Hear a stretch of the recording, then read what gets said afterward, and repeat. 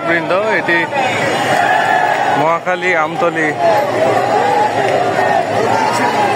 ফ্লাইওভারের নিচের traffic area. এখানে তিতুমির কলেজের শিক্ষার্থীরা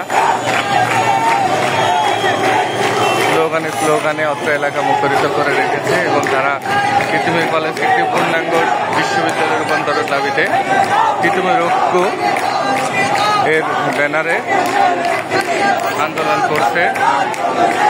এখানে তিতুমির কলেজের শিক্ষার্থী বৃন্দদেরকে দেখা যাচ্ছে স্লোগানে মুখরিত করে রেখেছে, যে কারণে ঢাকা শহরের মাঝে এখন অত্র এলাকায় ব্যাপক যানজটেরও সৃষ্টি হয়েছে।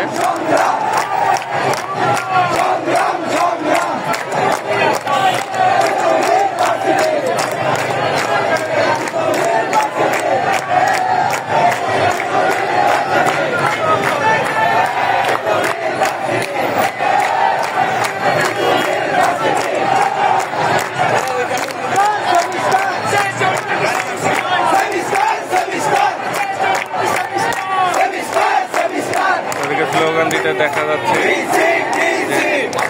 সেশন জোটের বিরুদ্ধে তাদের অনেক কথাবার্তা আছে, এই জন্য তারা বলছে সেশন নাকি সেমিস্টার।